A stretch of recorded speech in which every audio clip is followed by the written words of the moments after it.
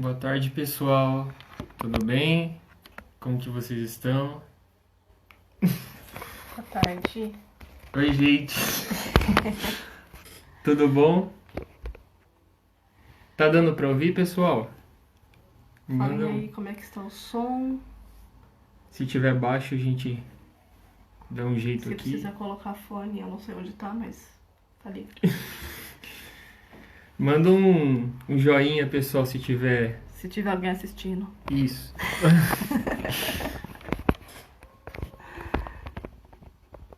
Desliga. Não. Tudo certo? Ah, beleza. Olha, a Bruna não dormiu. Minha mãe tem. Minha mãe vai vir daqui a pouco fazer uma participação especial aqui.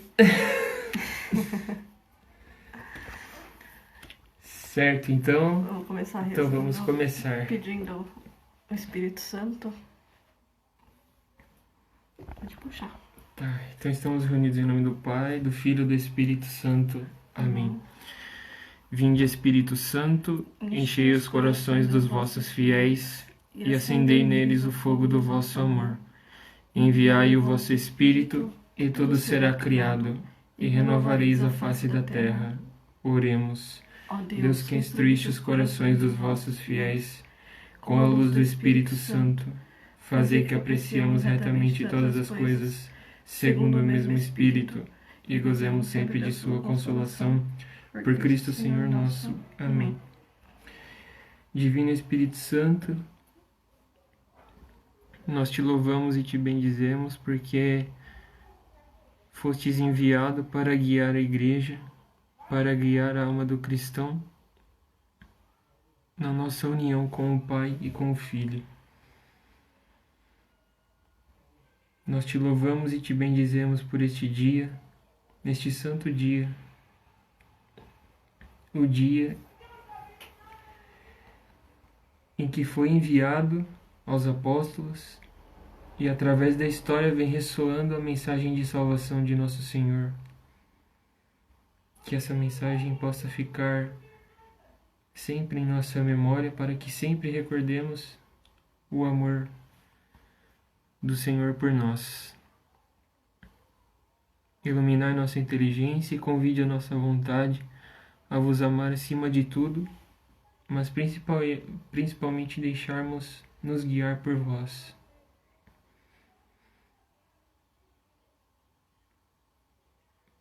Permaneçamos unidos em nome do Pai, do Filho e do Espírito Santo. Amém. Amém. Bom, pessoal, hoje então é com grande alegria que nós estamos comemorando o dia de Pentecostes, né? E exatamente nós escolhemos essa formação para fazermos referente à terceira pessoa da Santíssima Trindade, né? O Divino Espírito Santo. Então, para a gente tentar primeiro entender o que é realmente a pessoa do Espírito Santo, né? A terceira pessoa da Santíssima Trindade, primeiro então nós precisamos nos situar no tempo, né? Então, hoje celebramos do Pentecostes, vamos estar então falando o que é o Pentecostes, né?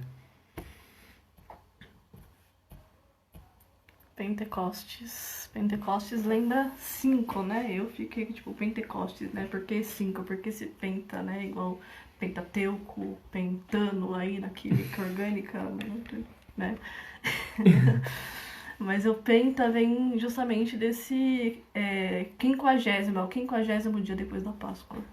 E eu descobri, eu não sabia disso, que já assim como a Páscoa já era uma festa que se celebrava desde o Antigo Testamento, o Pentecostes também. Fer, tem que falar. Lembra de química orgânica, porque todo mundo entende. Esse povo aí de vestibular tá com isso na cabeça e entende melhor do que quando a gente faz referência mais bíblica, entendeu? Porque tá com muito mais isso na cabeça. Enfim.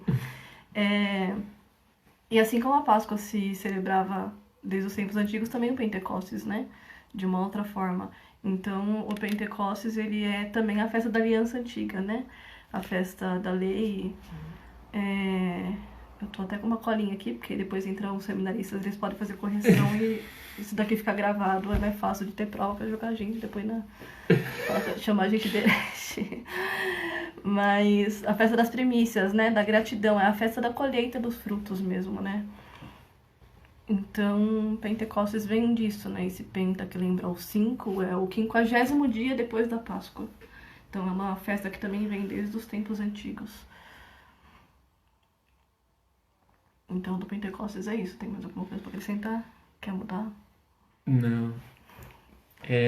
Então, né?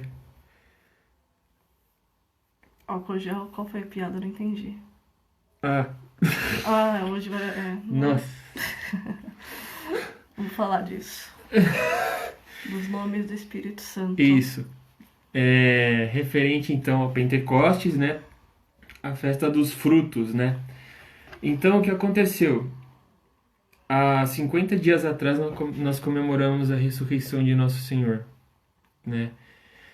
E o Evangelho, no dia da ressurreição, no primeiro dia, no domingo da ressurreição, foi exatamente o mesmo que nós ouvimos hoje, né? Quando Cristo, ele entra no cenáculo com os apóstolos e sopra sobre eles o Espírito Santo, né? Então, quando houve a ressurreição de Nosso Senhor, ele veio durante 40 dias preparando os discípulos para a vinda do Espírito Santo, né? E é muito belo isso porque já no início do seu ministério nós vemos na passagem da Samaritana e na passagem de São João no capítulo 7, que ele já vem falando sobre o Espírito da vida, né?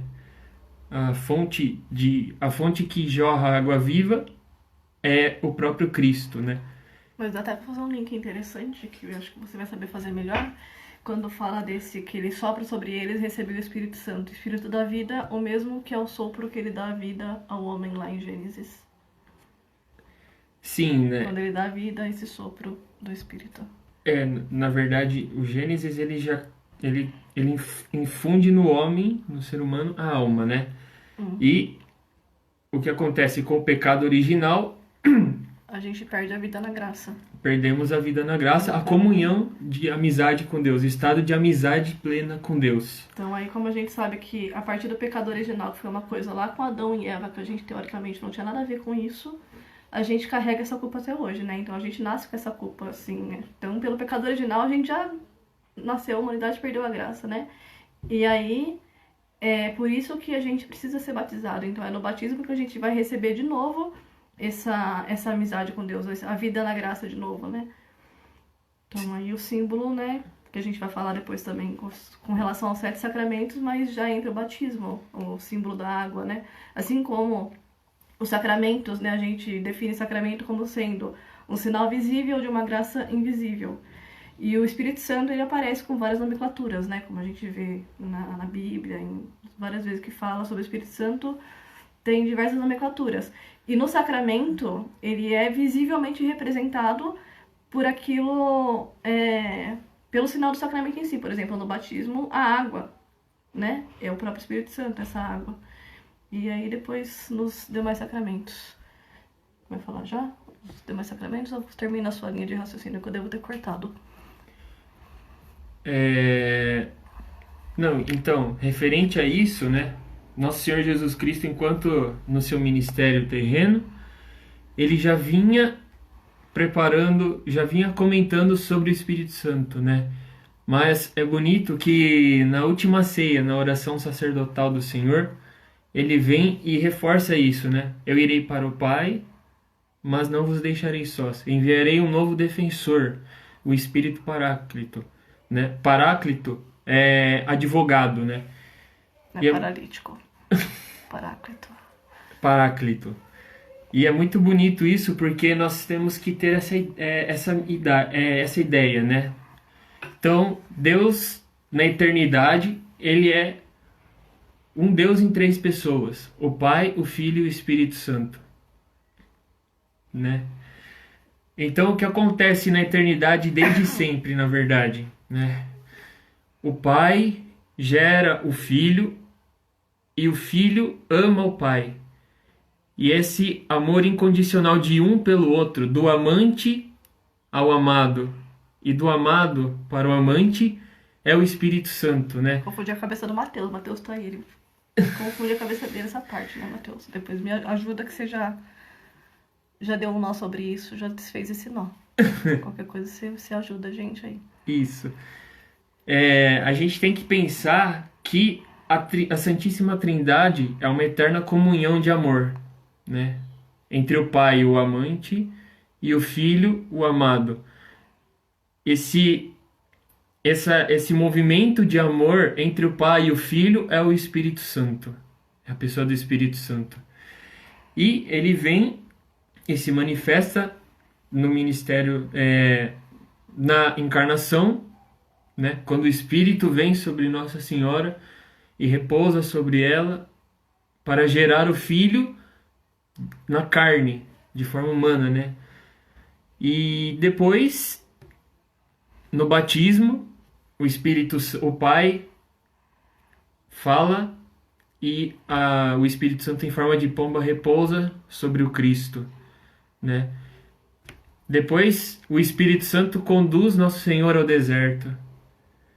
E depois ele vai falando com a samaritana, com os judeus, com Nicodemos, né? Onde ele diz que se ninguém nascer do alto de novo, ninguém será salvo, né?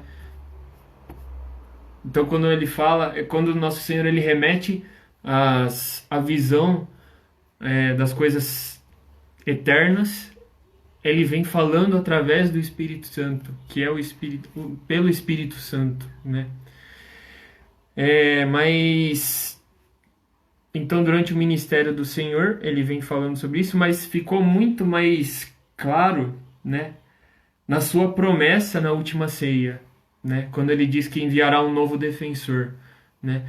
E quando nós olhamos a Santíssima Trindade no plano de amor de Deus Pai, quem nós temos que pensar, né?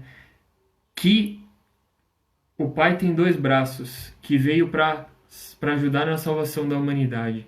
Ele envia o seu primeiro braço, Nosso Senhor Jesus Cristo, o Filho amado, que morre, ressuscita e retorna para o Pai. E depois ele envia o Espírito Santo para conduzir, através de todo o tempo, de toda a história, essa salvação que Nosso Senhor veio realizar. E é importante falar, quando a gente fala da Trindade, né, que parece que Deus tá lá parado, e aí de repente ele manda um, agora é a sua vez. Aí ele fica lá assistir, né? Agora vem outro. É importante a gente saber que a Trindade, ela é una e trina, é a mesma coisa, é um só, né? É uma coisa que realmente dá um nó na nossa cabeça, porque isso é um dogma de fé, isso é um mistério que a gente nunca vai entender perfeitamente. Se um dia a gente entender perfeitamente, herege. A gente tá entendendo errado, né? Mas assim, cada pessoa da Santíssima Trindade, ela tem uma missão diferente. Então aquela missão específica que o Rodolfo falou agora foi a missão específica de Deus Filho. Então ele veio e cumpriu a missão da redenção, né? Deus Pai, a missão de criar. Deus Filho, a missão de nos redimir. E depois Deus Espírito Santo, né, que faz a sua missão na igreja até hoje, né? Mas assim, a missão que cada pessoa da Santíssima Trindade tem em específico, mas sempre os outros estão lá. Então, quando Cristo veio e fez tudo o que tinha que fazer aqui, ele sempre estava também com Deus Pai e com o Espírito Santo, né? O Espírito Santo que está até hoje, também junto dele está a pessoa do Pai e do Filho. Então, a Santíssima Trindade, ela nunca vai se separar, não é uma coisa que Deus Pai tá lá parado no céu e aí agora mandou o Filho, beleza, Filho, você voltou, agora vamos lá, manda a pombinha lá. Então, a gente tem que entender que é tudo uma coisa só, né? Só cada uma se sobressai de acordo com a sua missão. Sim, exatamente. E, especificamente hoje, nós viemos falar da missão, né, da terceira pessoa, que é o Espírito Santo, né? Então, o dia de hoje, o que é? O que nós estamos celebrando na liturgia hoje, né? Hoje, nós estamos celebrando a plena manifestação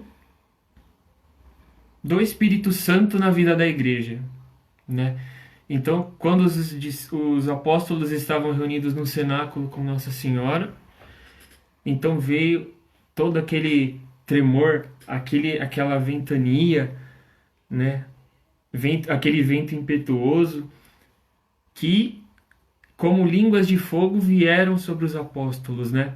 Então, o que nós celebramos hoje é o início da missão da igreja, né? É um reforço, uma unção a mais que, através da promessa do Filho que os discípulos acreditaram, né? Porque depois que Nosso Senhor ascendeu aos céus, ele falou, ficai em Jerusalém.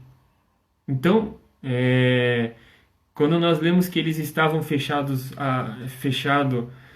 com as portas fechadas, reunidos no cenáculo, eles não estavam por medo, né? Não, mas eles estavam esperando, né? Eles já viram Nosso Senhor ressuscitado, e quando eles fechavam as portas, eles estavam nessa espera, nesse jorrar da água da vida eterna que o Senhor tinha prometido, que é o Espírito Santo, né?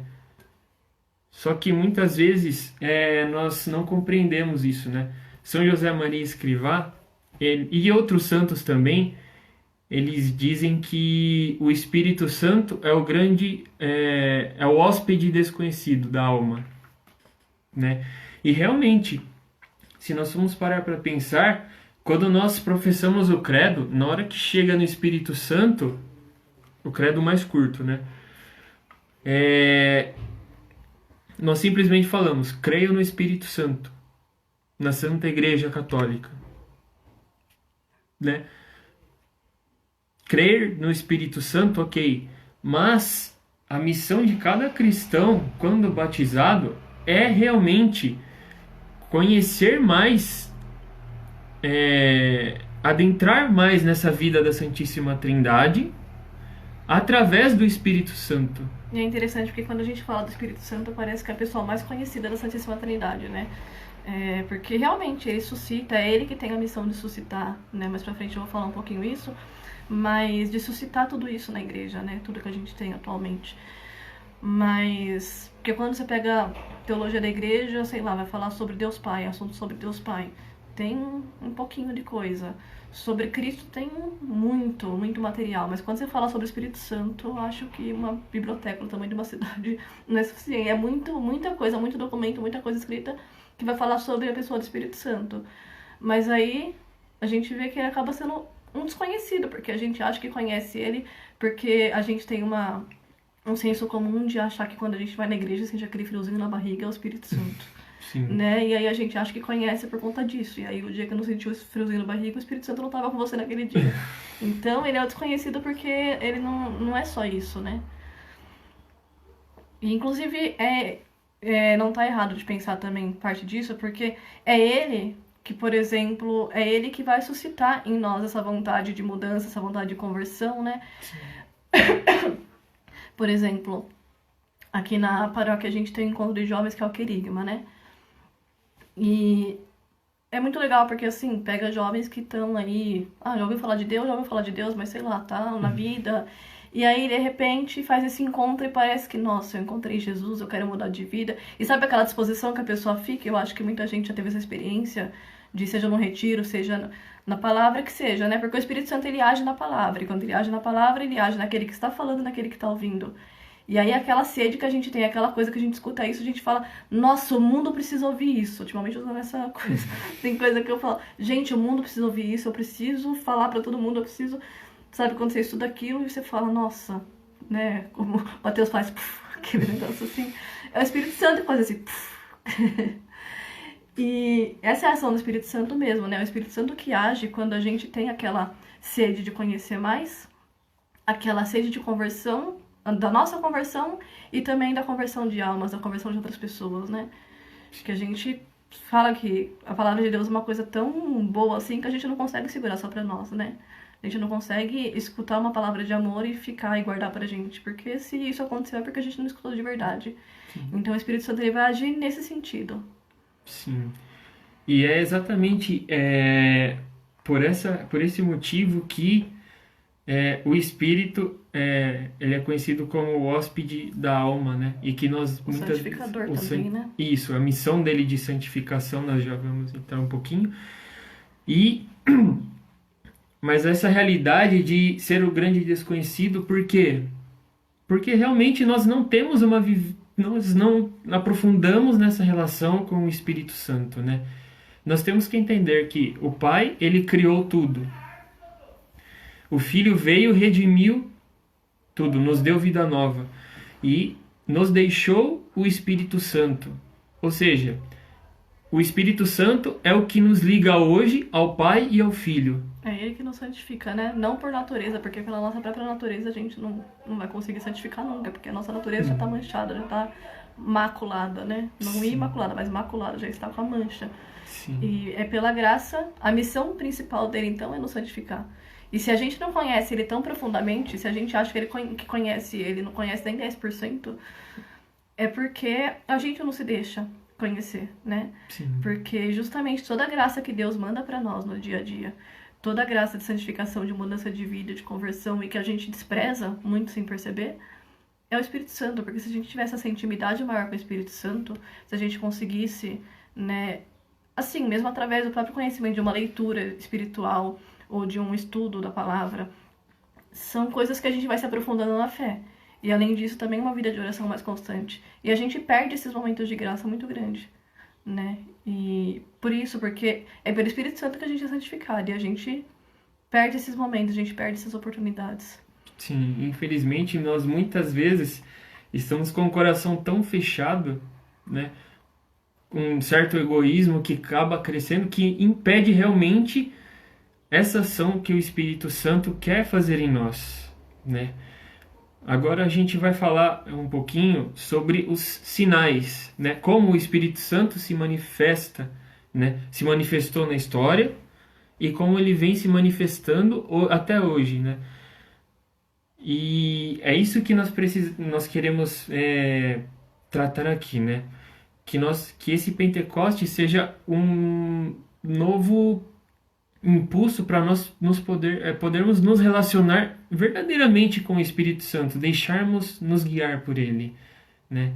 Agora nós vamos falar um pouquinho com relação às suas manifestações através da história e guardadas pela igreja, e no final nós vamos tratar exatamente como nós podemos fazer isso, né? Como nós vemos essa ação que o Espírito Santo quer realizar.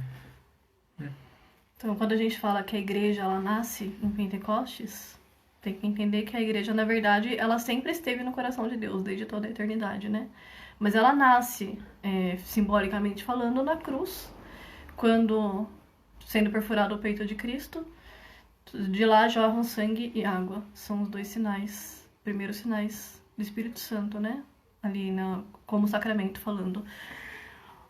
A água do batismo, que a gente fala então, né, pelo banho e regeneração. A água do batismo, o banho que nos traz de volta a vida da graça, né, a gente manchado pelo pecado, é por esse banho, por essa água que a gente nos purifica para poder novamente ser chamado filho de Deus.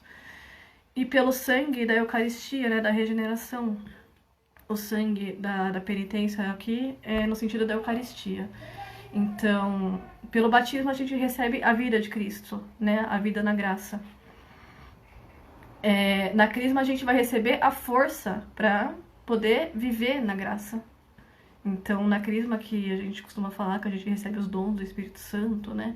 E esses dons, eles vão gerando fruto e tudo mais, que se a gente fosse falar aqui de cada dom, de cada fruto, daria mais muitas horas aqui não é suficiente. Só uma coisa, né? Quando nós somos batizados, nós já recebemos o Espírito Santo. Nós Sim. recebemos seus dons, né? E na crisma, ela vai ser fortificada. Eles vão ser fortificados, né? Isso é muito importante ressaltar, porque tem muitas pessoas que pensam que nós só recebemos o Espírito Santo a partir do crisma, mas não.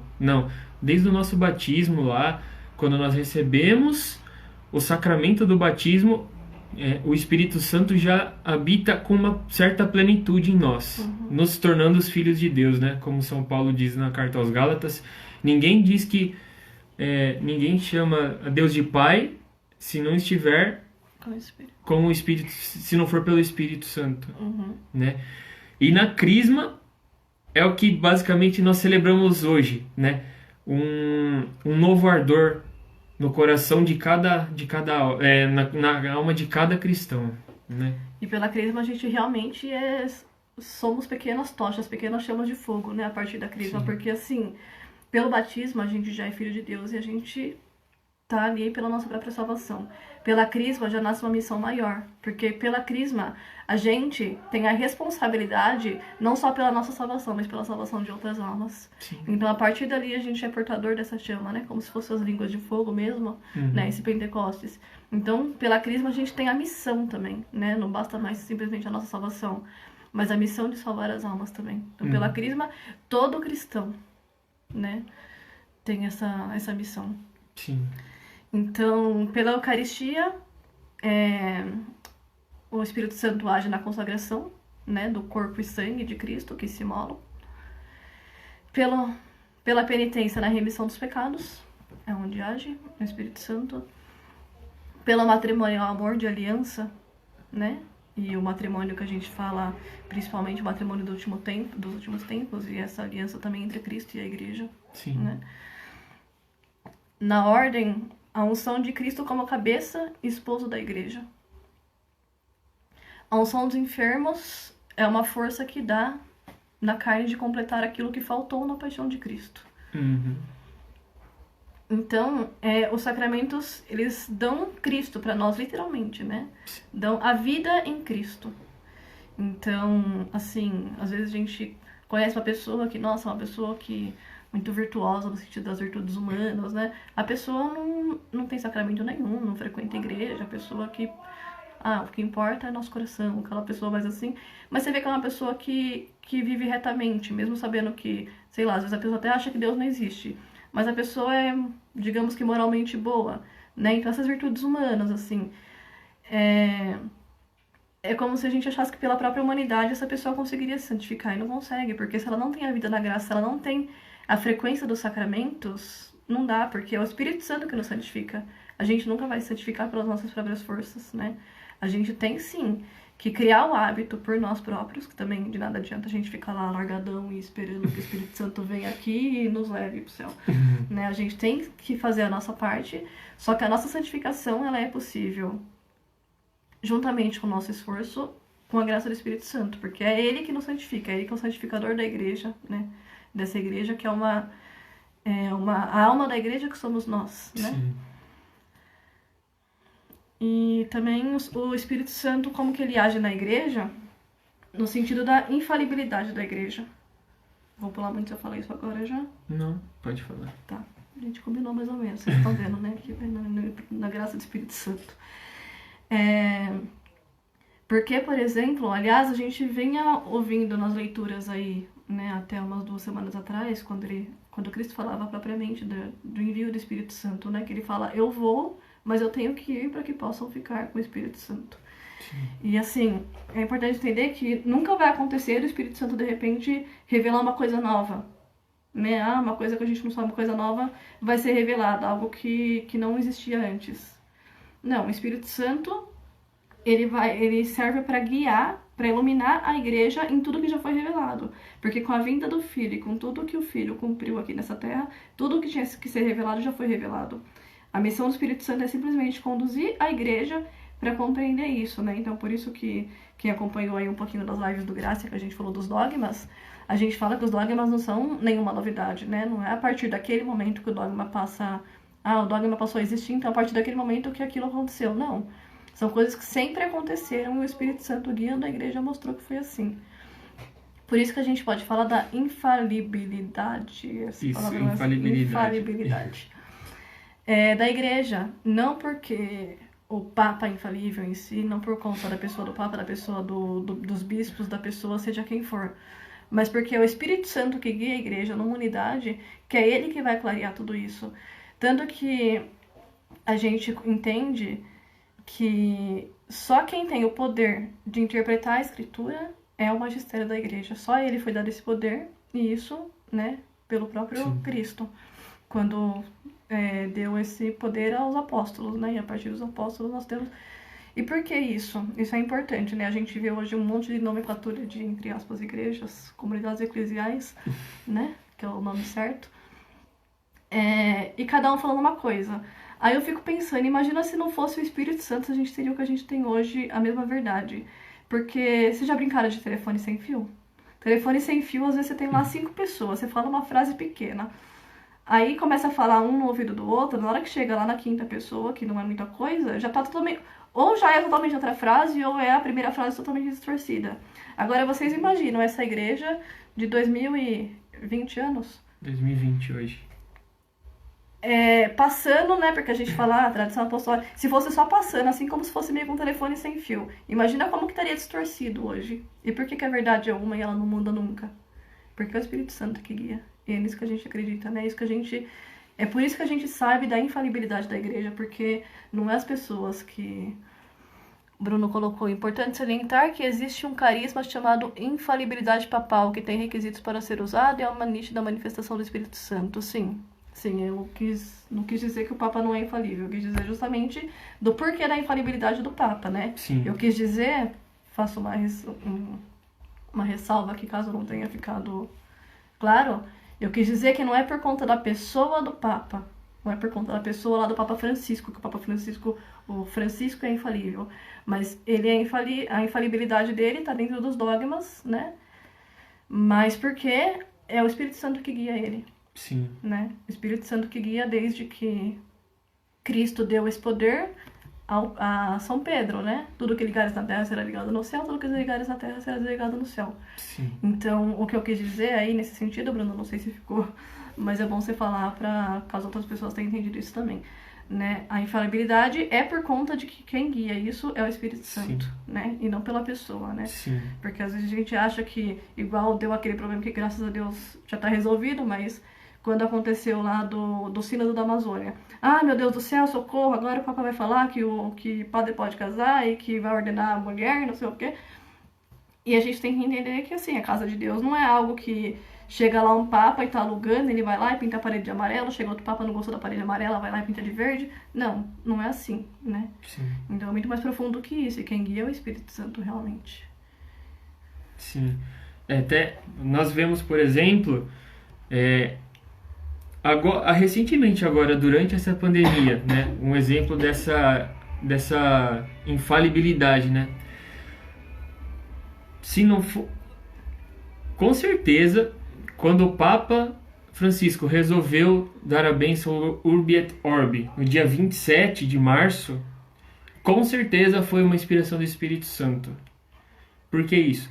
Se você pegar o histórico da quantidade de casos que aconteceu lá em Roma, na Itália, a partir do momento da bênção que ele deu, só diminuiu o número de casos. Então, como não dizer que o Espírito Santo é que conduz a igreja? Né? Esse é um exemplo, né, de diversos outros que aconteceram durante a história da igreja, né, em diversas posições que os papas, os santos tomaram, né? Porque o que acontece nesse caso, complementando agora um pouco o que a Rafa falou, quando o nosso Senhor Jesus Cristo ascendeu aos céus, né? São Paulo, ele faz uma excelente, de forma bem pedagógica, uma explicação da relação entre Cristo e a igreja, né? Cristo como cabeça, a igreja como seu corpo, né? Como que nós temos que ter essa visão, né? Como que nós precisamos entender isso, né? Quando o nosso Senhor ressuscitou, ele teve seu corpo glorioso e subiu aos céus. Hoje ele tem um corpo glorioso e está lá no seio da Santíssima Trindade, né? Quando nós somos batizados, né? Então, o que acontece? Nós recebemos o Espírito Santo para habitar na nossa alma. É nesse sentido que nós já começamos a compreender o significado do corpo místico de Cristo. Por quê? Porque quando nós recebemos o Espírito Santo através do batismo, nós realmente começamos a nos tornar parte do corpo de Cristo, né? Então, em mim habita o Espírito Santo? Eu, assim, faço parte da Igreja de Cristo, o corpo místico. E, através disso, através da história, esse corpo místico só vem propagando a verdade da salvação. Vem fazendo a igreja ser viva, né? Vem levando a igreja, causa uma inquietação, né? É pelo Espírito Santo que nascem novos carismas, novas comunidades, novas fundações, novas ordens. A gente estava assistindo o Dom Henrique Soares falando um pouquinho sobre isso, e ele fala, a gente fica doido, porque é o bispo, né? A gente fica doido, mas a gente tem que saber acolher a inspiração do Espírito Santo. Então, é o Espírito Santo que suscita essa inquietação nas pessoas, né? Essa inquietação que une carismas, que une identidade, né? E que, enfim, ele deixa a igreja inquieta, porque, na verdade, o fim do Espírito Santo, ele causa em nós uma saudade, mas não uma saudade do passado, uma saudade da eternidade, né? Uma saudade daquilo que a gente vai viver quando aquilo que a gente reza no Pai Nosso muitas vezes passa batido, mas que a gente fala, venha a nós o vosso reino. Sim. Essa saudade que o Espírito Santo, ele move a igreja, mas ele move literalmente empurrando a igreja. O Espírito Santo, ele tá empurrando a igreja para preparar o povo para que a gente tenha essa saudade do reino de Deus.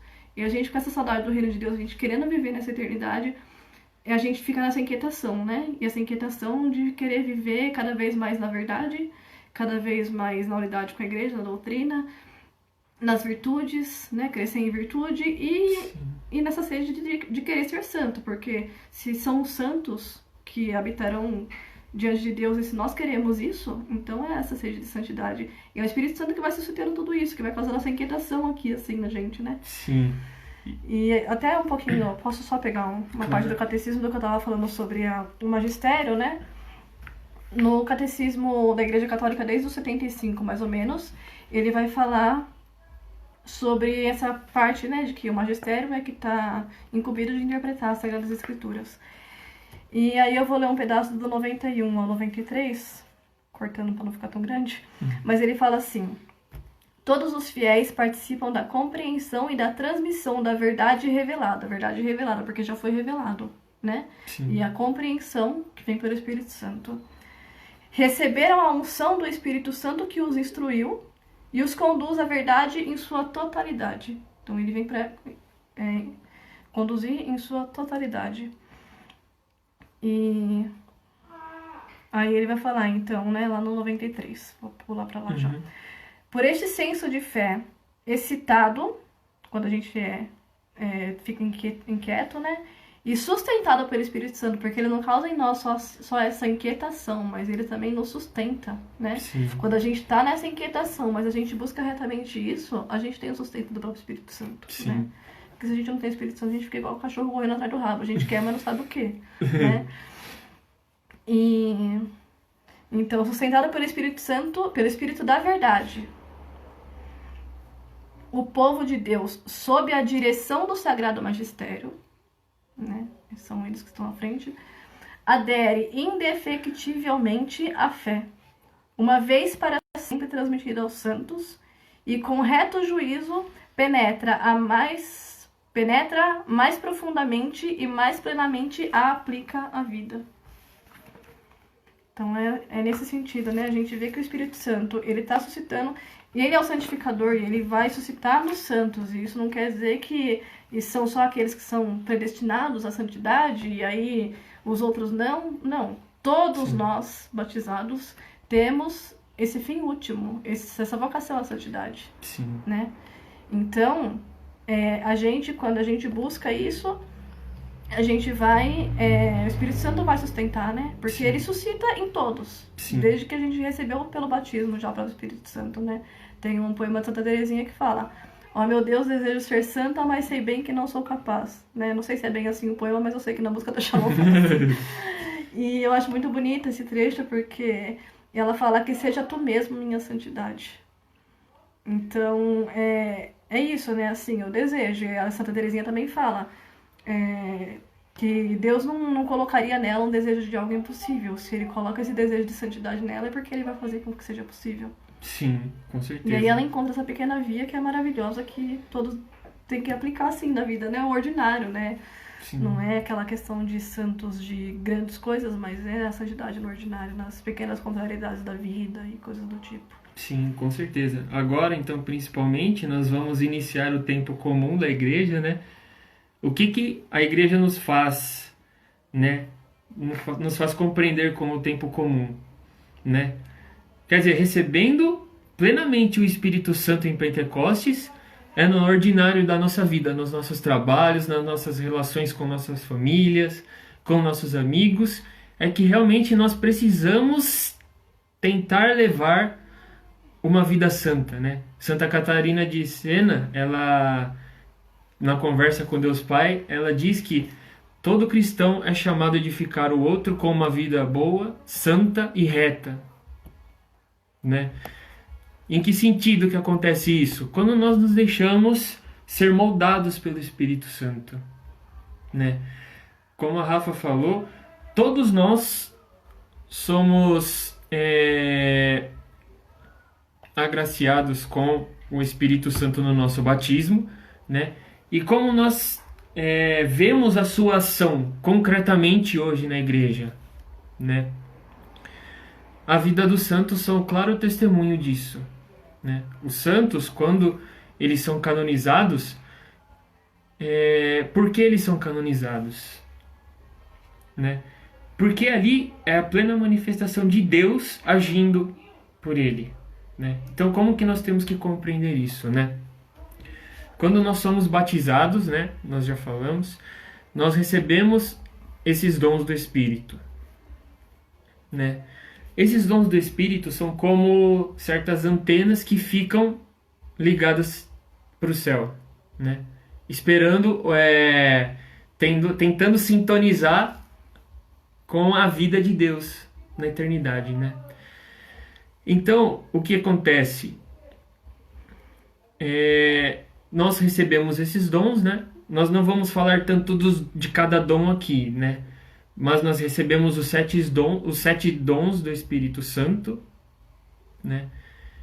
Temor de Deus, piedade, conselho, fortaleza, inteligência, ciência e sabedoria, né? Esses 7 dons, como que eles vão se aflorando na nossa alma, né? Quando o cristão, ele é chamado a começar a ter uma vida de virtudes, né? O nosso batismo, ele não proporciona somente a nossa ligação com Deus, mas como que eu posso dizer?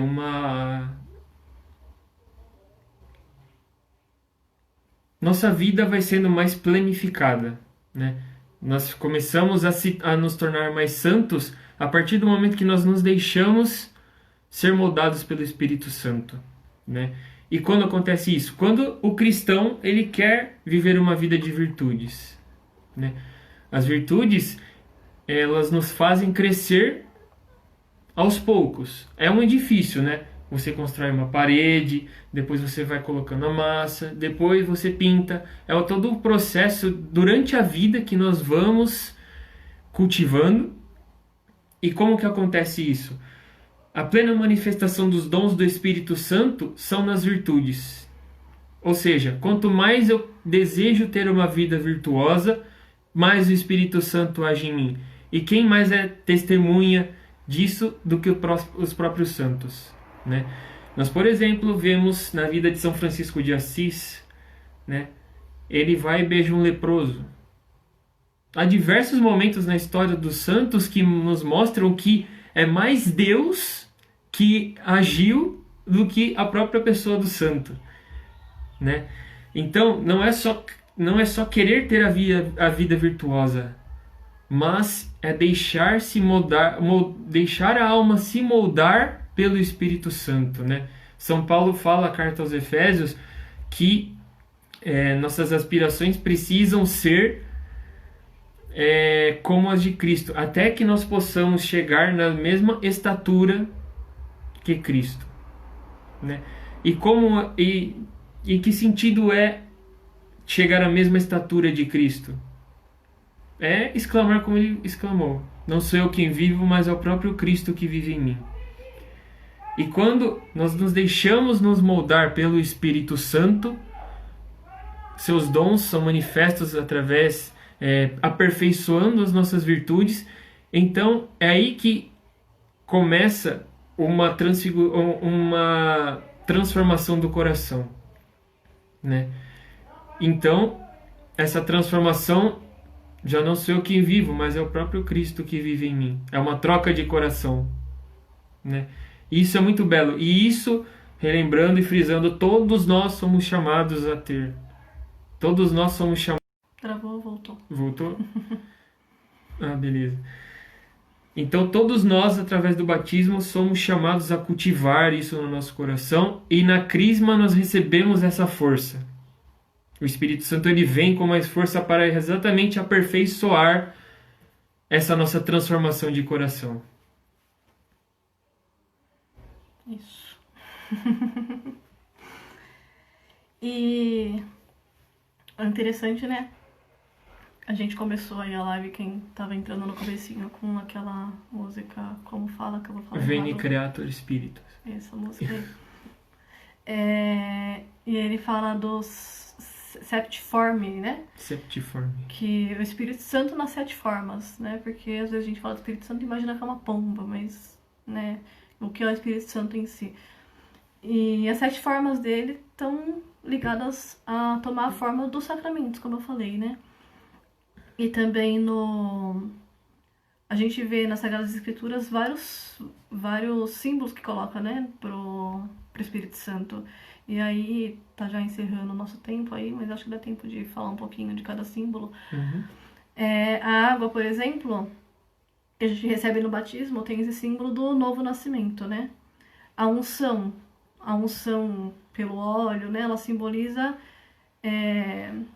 a força, né? Então, vai preparar o ungido para ser testemunha de Cristo. E é engraçado porque é interessante, né? Na verdade. O óleo, o símbolo do óleo que antigamente os soldados tinham, eles eram revestidos com óleo porque é uma forma mais fácil de fugir, não é? É um negócio assim. Eles eram banhados com óleo porque era uma forma mais fácil de fugir quando eles estavam numa... Não, na verdade é uma proteção que eles recebem por causa do sol.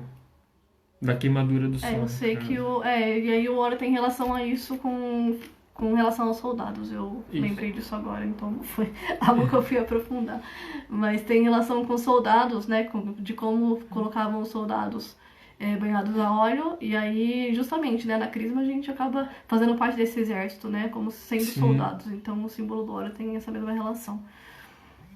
O fogo a energia que transforma, né? Então transforma os atos do Espírito.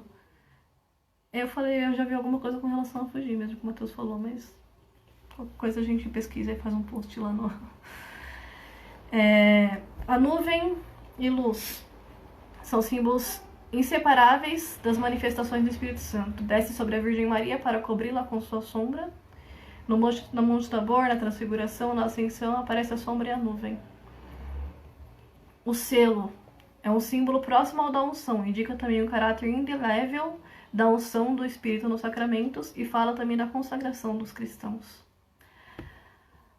A mão, né, as mãos dos padres quando são ungidas, né, a mão dos padres quando unge também, mediante a imposição das mãos dos apóstolos e agora dos bispos que transmitem o dom do Espírito Santo, os dons do Espírito Santo. Minha mãe colocou aí, não conseguiam segurar porque ficavam escorregadios. Tem relação com fugir do pecado também, né? Eu já vi esse negócio mesmo. São os soldados que eram ungidos com óleo e aí não conseguiam segurar, eles conseguiam escapar fácil por conta de ficar escorregadio. E aí esse é o simbolismo do óleo quando a gente recebe o sacramento, pra gente conseguir fugir do pecado. Entendi, né? Isso eu não sabia. Mas eu posso, depois a gente faz um post assim na guarda-jovem, pode ser? Porque depois vocês olham lá. Exatamente. E aí tem esse simbolismo também na vida cristã de fugir do pecado. Por isso o óleo.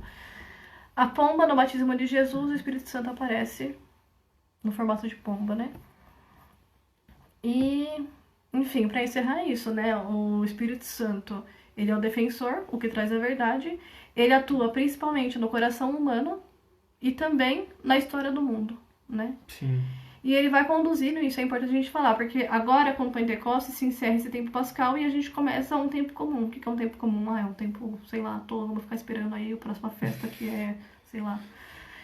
Mas não é, a pedagogia da igreja, assim, ela tem um método muito, muito didático, né? Sim. De lidar. Então, assim, a gente estava nesse tempo pascal. Agora o tempo comum é o tempo de viver aquilo que a gente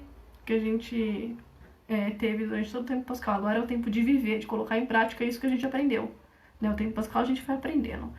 E aí, agora o tempo comum é o tempo de colocar em prática. É como se a gente estivesse numa faculdade e aí agora a gente conseguiu o diploma, agora a gente vai trabalhar de verdade, né? Então o tempo comum não é um tempo menos importante. Muito pelo contrário, é o tempo da gente colocar tudo isso em prática. E como eu disse, né, há pouco, estava falando que o Pentecostes, que o Espírito Santo, ele literalmente empurra a igreja para a saudade do reino dos céus, né? Ele vai empurrar a igreja para viver sempre diante da... Sabe, a Regina Shelley voltou hoje, também tem isso. Empurra o povo de Deus para viver rumo ao eterno, né? Rumo àquilo que a gente vai viver. Então, por isso, a gente fala que a igreja, ela vive um eterno Pentecostes. A igreja, ela vive no tempo Pentecostes o tempo todo. Porque a igreja, ela vive sempre nos preparando e nos ensinando para esse fim dos tempos, né? E a gente está sempre preparado. É isso? Sim. Então, exatamente essa verdade, né? A igreja estava no sonho da Trindade desde a eternidade, né? E ela, então, começou a sua caminhada junto ao esposo no dia de Pentecostes, né? Então, é até muito bonito o simbolismo das línguas de fogo, né? Tem todo o significado, né? Mas também é o significado do quê? De a partir do momento em que todas as pessoas que viram, que presenciaram essa descida das línguas de fogo sobre os apóstolos no cenáculo, e todos compreenderam, né, o que significa essa compreensão? Que a verdade de que nosso Senhor Jesus Cristo veio para nos redimir e salvar a humanidade, esse amor que foi demonstrado na cruz, é um fogo que acende, que abrasa nosso coração e nos dá uma vida nova, né? Então, essa é a realidade do Pentecostes, esse é o envio, né? Isso é para que o Senhor envie a cada um de nós, né? Para vivermos esta verdade, né?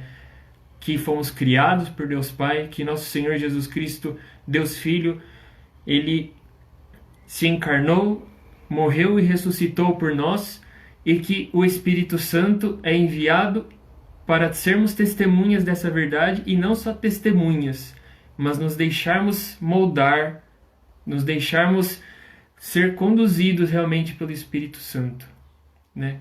Essa eterna comunhão de amor da Trindade, né? Esse amor entre o Pai e o Filho, que é o Espírito Santo, é derramado em nossos corações no dia do batismo. Então, vamos iniciar o tempo comum da igreja, né? Tempo litúrgico, tempo comum, né? Então, convido a todos que nós possamos, a cada dia, no ordinário de nossas vidas, descobrir essa beleza dessa mensagem, né? Descobrir o porquê das coisas, né? Porque eu estou vivendo aqui, agora, neste momento, nessa pandemia, né? Que nós possamos realmente ter olhos de fé agora, né? Para olhar, ter uma visão sobrenatural do que o Espírito Santo pode nos conduzir, Que né? oportunidade que a gente está tendo nesse momento, né? Não pela pandemia especificamente, mas qualquer situação da nossa vida, né? Qualquer contrariedade é uma oportunidade para essa santidade, né? Se o Espírito Santo, ele nos empurra para viver a vida da graça, para viver o reino de Deus verdadeiramente, né? Quando o reino que vier, então ele também tem que nos santificar, porque quando chegar ao fim dos tempos e a gente não estiver santificado, de nada vai adiantar, no sentido de que a gente tem que ser santo para viver essa vida na graça. Então, por isso que a nossa esperança, ela se fortifica principalmente no Espírito Santo, porque a nossa esperança tá de que o Espírito Santo nos santifica, e tornando-nos santo, né, que sejamos santos com o auxílio do Espírito Santo, é que a gente pode ter certeza do nosso lugar, da nossa eternidade, de que esse vale de lágrimas vai passar e alcançaremos a vida da graça. Sim, Alcançaremos a graça em si, sim. a vida eterna. É até bonito a gente falar, fazer um paralelo aqui, né? Então, assim, se o Espírito Santo, ele realmente ele mora em nossas almas, né? Por que eu preciso de um templo de pedra? Não, mas isso é relacionado ao culto, ao culto a Deus, né? Deus, ele é perfeito, então nós precisamos fazer as coisas perfeitas. Nós temos que ter um espaço para realmente ali prestarmos o digno culto a Deus. Sem contar os sacramentos, né? Porque é o sacramento que nos santifica, é o nosso alimento para que a gente tenha força nessa jornada. Sim, exatamente. E é até bonito no Santuário de Nossa Senhora Aparecida, né? Quem já viu lá a mensagem que está escrito no quadro ali, não no quadro, mas no lugar onde Nossa Senhora está escrito: o Espírito e a esposa dizem amém. Vem, Senhor Jesus. Esse é o último versículo de Apocalipse. O último versículo como do se Apocalipse. encerra a Bíblia. Então, o que exprime isso, né? O Espírito Santo faz despertar na nossa alma essa vinda de Cristo, né? Mas não uma vinda futura já, mas aqui e agora, né? Transformando o nosso coração para que cada vez mais nós possamos ser transformados no Cristo. Então, pessoal, já estamos encerrando a nossa live, passou muito rápido. Agradeço a presença de todos que acompanharam. Então, peço que nós possamos deixar ser conduzidos pelo Espírito Santo neste tempo comum agora. E peçamos a graça também de ter maior intimidade com o Espírito Santo, né? Sim, com certeza. Que possamos realmente ter essa intimidade com o Espírito, né? Deixamos nos guiar por Ele. Então, pessoal, muito obrigado por terem ficado aqui até agora. Espero que tenham gostado. Muito obrigado. Deus abençoe a todos. Uma santa semana. Tudo que fizermos seja para a honra e glória do Deus.